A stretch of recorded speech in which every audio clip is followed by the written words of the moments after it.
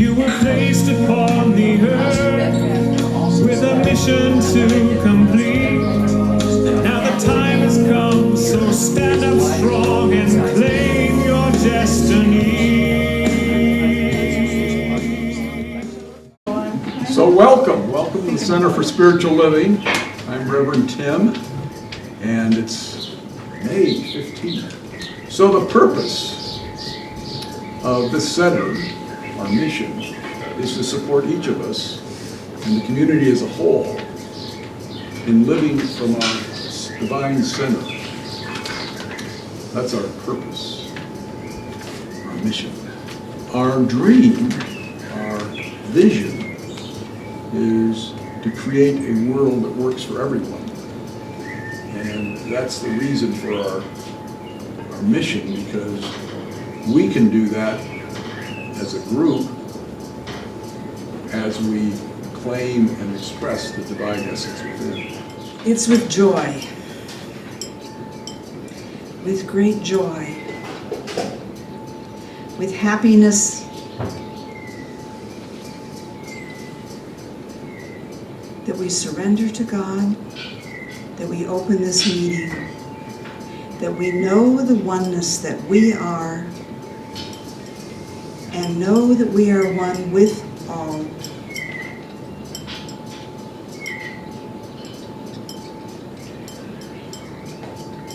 All that is. And so it is. When I saw the title, when I go preparing a prayer or a meditation, I look to figure out what we are going to talk about today.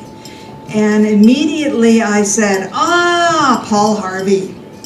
How many of us remember? How many of us remember listening to all of those Paul Harvey stories, the rest of the story? I loved those when I was young, and I listened to them I think until I hit college, and then that was the end of that.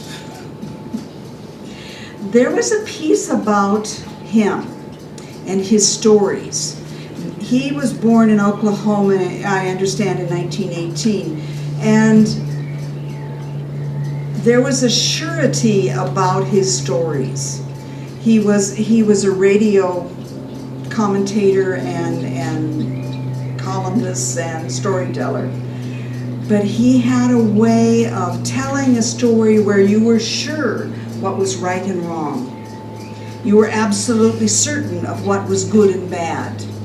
And it kind of brought that, at least for me, it brought that sense of this is the way I want to live my life. This is who I want to be in the world. And he always ended his stories with a triumph of good over evil. And I think, at least for our country, that was a certainty that it brought, that it brought to our lives. And I have appreciated his life. He died in 2009, I understand, and was on the radio up until he died.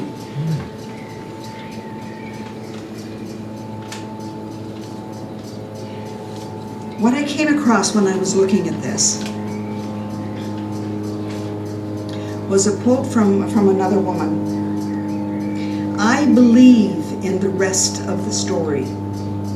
I believe there is still ink in the pen, and someday all that is hazy through a clouded glass will be clear at last.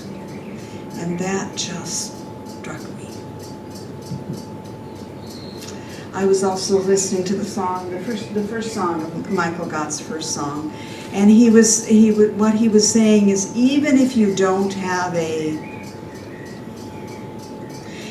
in one piece, even if you don't have a goal, even if you feel like you don't have a purpose, I think we can sit in that feeling that there is a purpose, that there is value in our lives, that there is value in why we are here. There is value in meditating. There is value in praying, and we can just hold it. Even if we're not, even at those times when we're not too sure, we can. David was talking about the chants that he's going on vacation for 5 days, and they'll be chanting together. We can hold the value of those and just hold it, even when everything around us doesn't seem to be saying that. But we can hold it, and in that holding, we shift the world.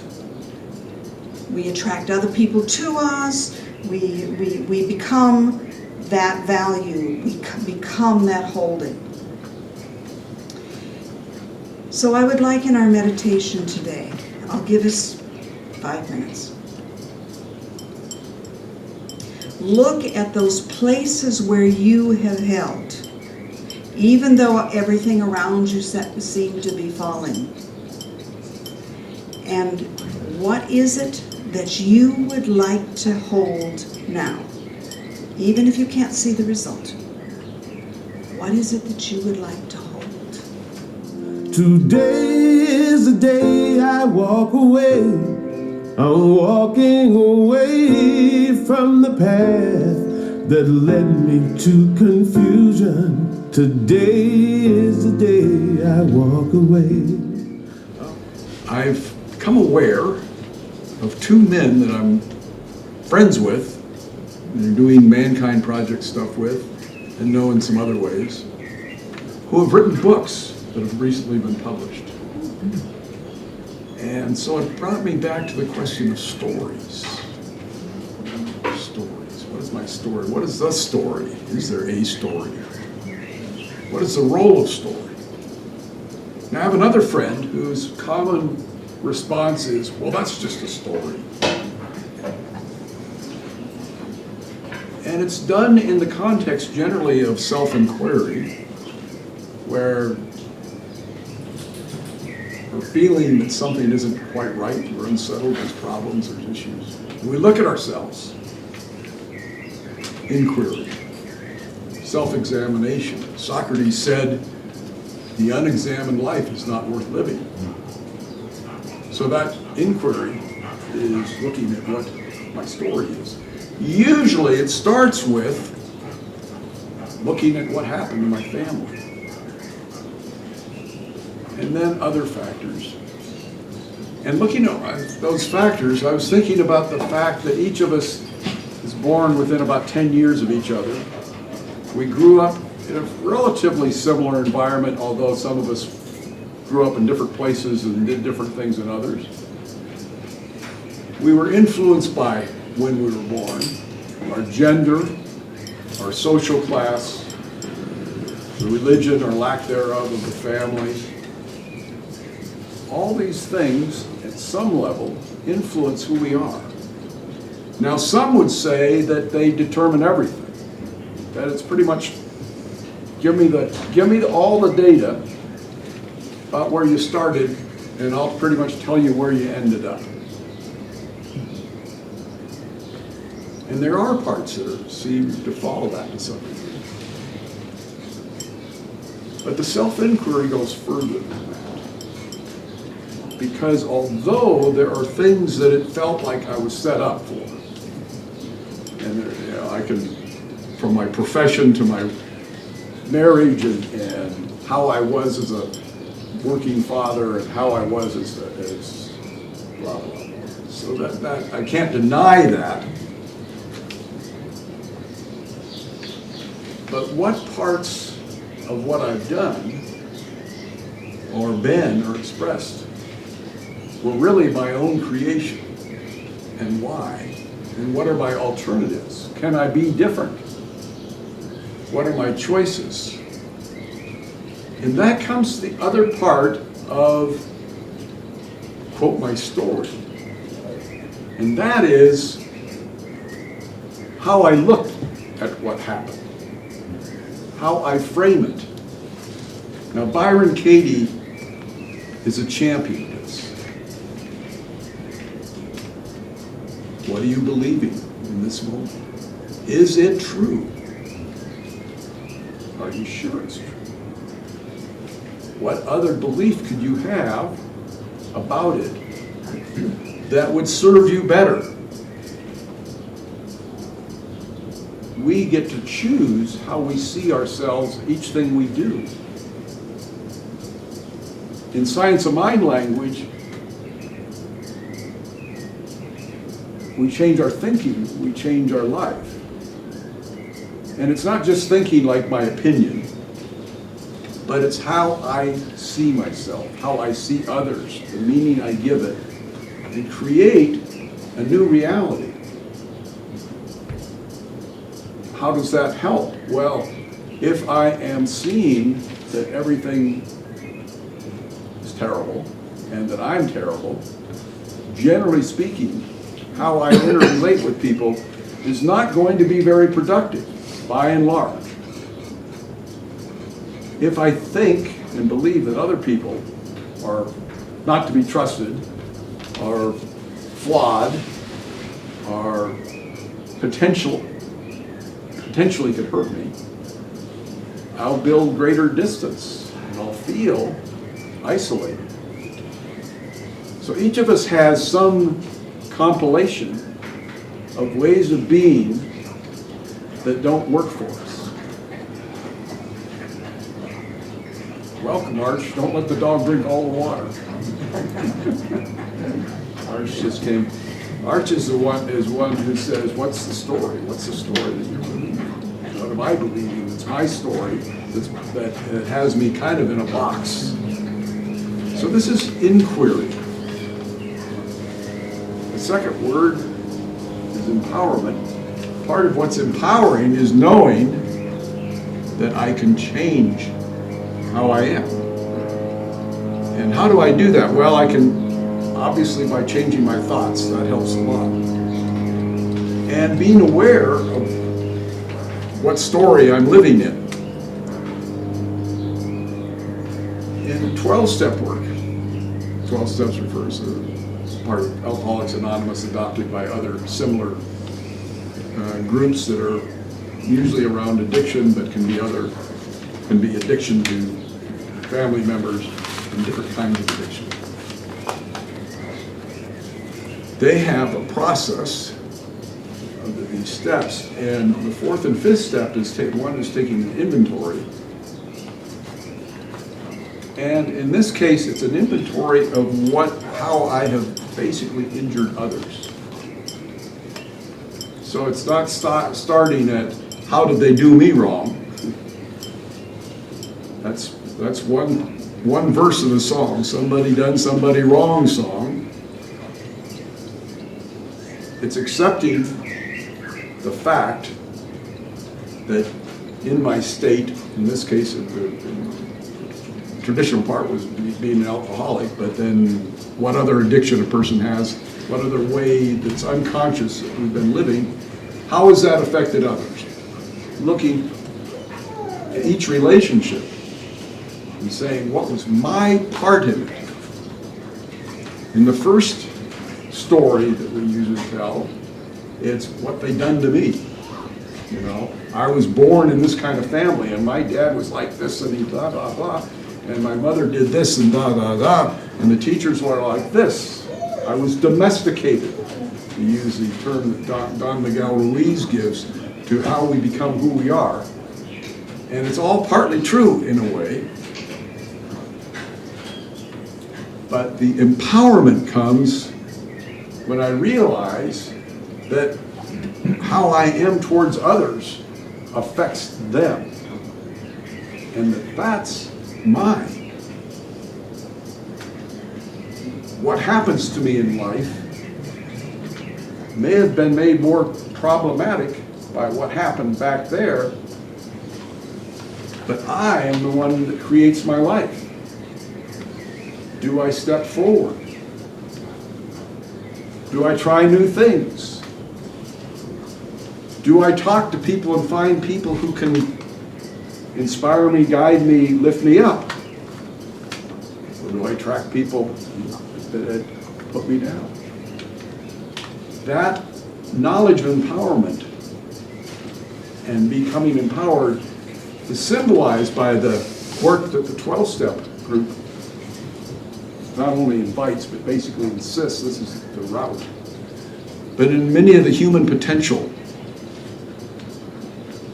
groups or teachings, realizing that even though we may not feel very powerful or competent or capable, we can do more. We can achieve, we can live our dreams. We just have to keep dreaming and claiming the dreams. We can let go of the past to return to what Eddie Watkins Jr. was singing about, letting go of the past and walking away from it and walking into this different way of being.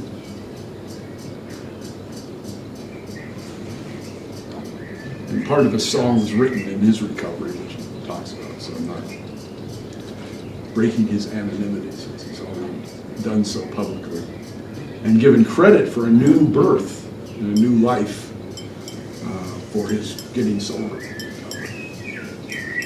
A lot of this second part, the empowerment, has, though, it's about me. First part that I talked about, inquiry, starts at least done to me, but the empowerment is sort of by me. And the rest of the story, and I love that part of Paul Harvey, because he would tell a story and get it to a point where you could imagine a lot of different outcomes, and it wasn't quite clear where it was leading or who it was really about. And often it turns out it's about somebody actually well known who, from fairly difficult or obscure situation, then invented whatever, or did this or did that, and did this astounding thing,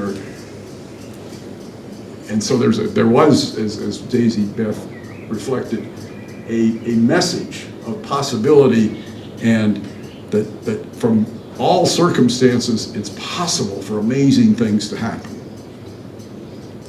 And that's what the rest of the story. The rest of the story, in terms of this, each of our stories, is realizing that that's where we're at. In this particular moment, how can I be, express, and live an extraordinary life? It's not about creating something for tomorrow. As most of us are starting to realize, there's no guarantees about tomorrow. It's about today, this moment. Not about planning, developing, working things out. If I finally get this together, then, and I've certainly done a lot of that in life, it's about how do I be now? How do I see myself now? How do I see others? And realize it's not an I story. Life is a we story. We, quote, spiritual community or retirement community or who we are in that sense,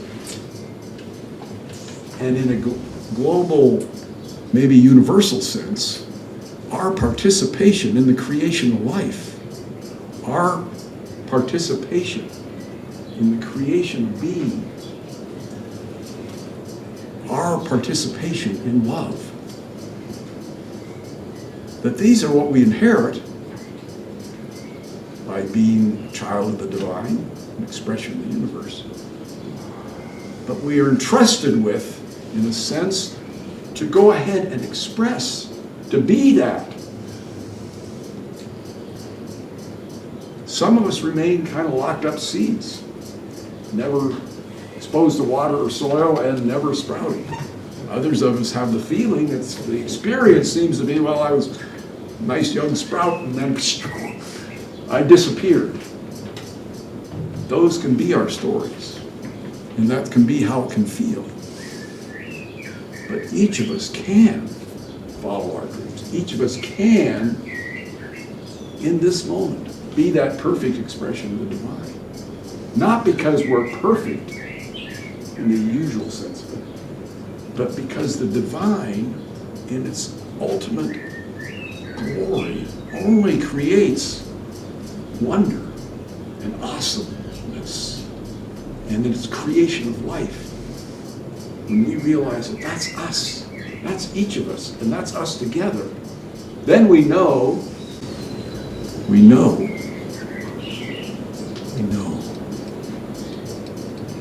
who we are. We know why we're here, not in some conceptual, intellectual story of that sort. Some explanation, and there are some wonderful ones, by the way. So I think many of the books that we read with Daisy Beth and the Daisy Beth crowd have great explanations, so I don't diminish those. But what is ours is this moment. What is ours is knowing and living with the feeling of gratitude that we are here, right now. Right here, able to enjoy and celebrate life. And that's what we're doing. And that's what we're going to continue to do. We are about to engage upon a new journey on Thursday morning. And we don't know which journey we're going to embark upon. So we need help. We need more input.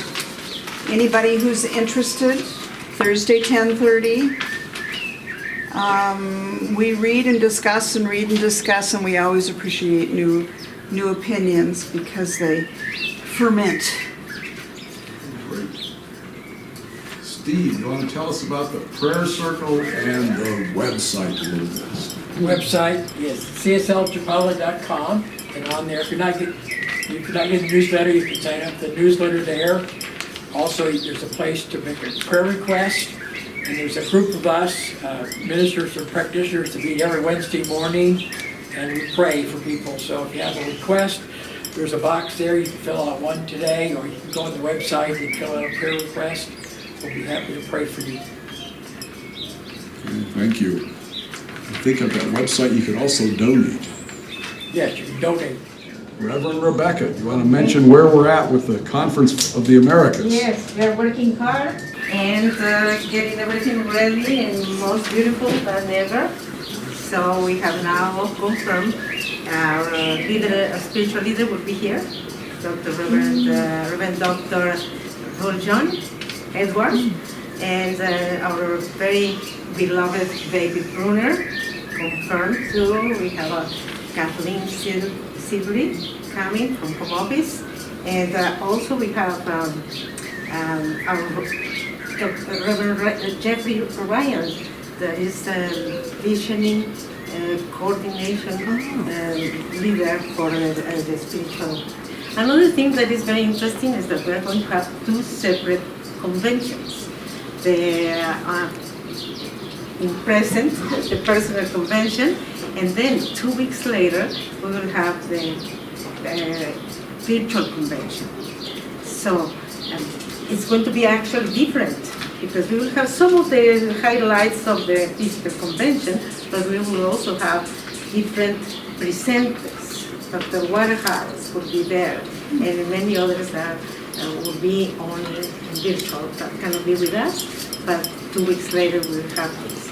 So if you come to the presential or the one-to-one convention, you also get included in the next one at no cost. And when does this occur? That's from the 2nd to the 6th of August.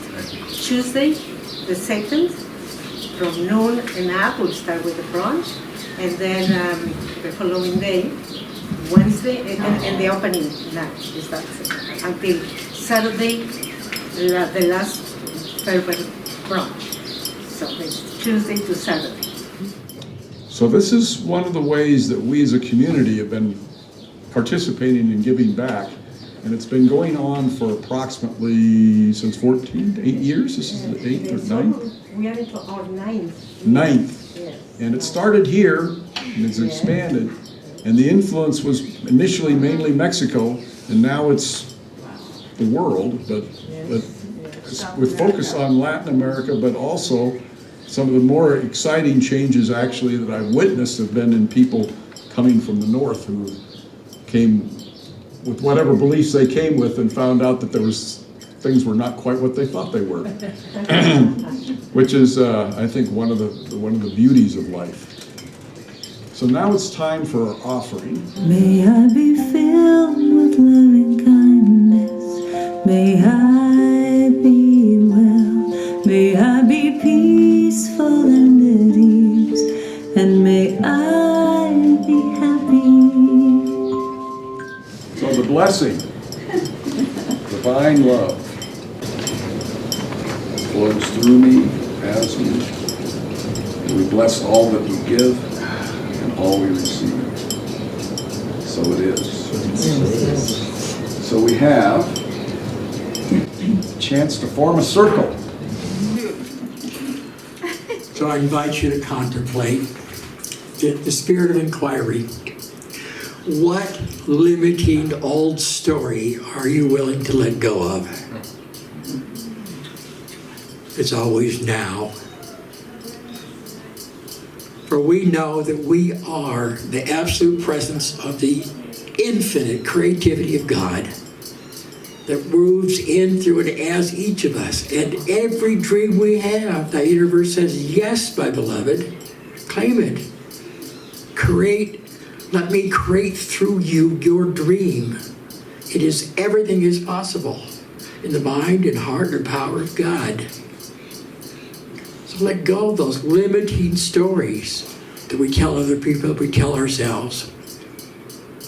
Give ourselves permission to let go and create a new story, one that is limitless, that is that spirit and power of the one flowing in, through, and as us, breaking down all barriers we've created, so that we indeed may, in each moment, live a new dream. So it is. So it is.